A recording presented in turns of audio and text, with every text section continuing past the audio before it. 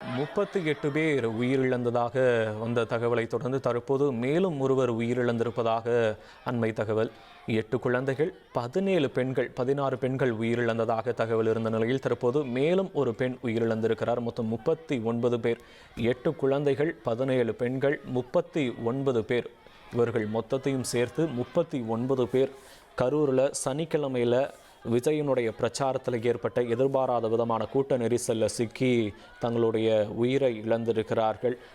ஆசையாக விஜயை பார்க்கலான்னு வந்தவங்களுடைய வாழ்க்கை மொத்தமும் முடிந்திருக்கிறது. 39 பேர் உயிரிழந்திருக்கிறார்கள். இன்னும் தீவிர சிகிச்சை பிரிவில் பலர் இருக்கக்கூடிய நிலையில் உயிரிழப்புகள் அதிகரிக்கும்னே அஞ்சப்படுகிறது. ஏன்னா முதற்கட்டமாக நம்ம கூட அமைச்சர் மா சுப்பிரமணியன் தந்தி டிவியில் பேசும்போது நம்ம அந்த காட்சிகளை பார்த்து கொண்டே இருந்தோம். விஜய் உடனே சென்ற பிறகு அங்கே இருந்தவர்களுடைய சூழலே அசாதாரண சூழலாக மாறி இருந்தது. அனைவரும் மயங்கி விழுகிறாங்க. அவங்கள தொடர்ந்து ஆம்புலன்ஸில் ஹாஸ்பிட்டலுக்கு கூட்டிகிட்டு போகிறாங்க. ஏதோ ஒரு பதற்றமான சூழல் அங்கு நிலவரம் மட்டும் நமக்கு உணர முடிஞ்சுது. அதை தொடர்ந்து அங்கு இருக்கக்கூடிய கள நிலவரங்களை செய்தியாளர்கள் வழங்க கேட்டோம். ஆனால் அதிகாரப்பூர்வ தகவல் நம்ம கூட தந்தி டிவி வாயிலாக அமைச்சர் மா சுப்பிரமணியன் இணைந்து பேசும்போது உறுதிபட தெரிவித்திருந்தார். அதாவது 10 பேர் உயிரிழந்த நிலையிலேயே கொண்டு வரப்பட்டாங்க அப்படின்னு முதற்கட்டமாக தந்தி டிவி கிட்ட பேசும்போது அமைச்சர் மா சுப்பிரமணியன் குறிப்பிட்டிருந்தார்.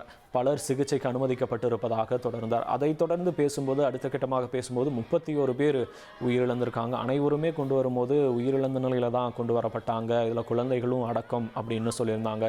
இப்போ இந்த நிலவரப்படி பார்த்தோம்னா நம்ம நள்ளிரவு 1 மணி நெருங்க போகிறது. இந்த நிலவரப்படி பார்த்தோம்னா 39 பேர் உயிரிழந்திருக்கிறார்கள்.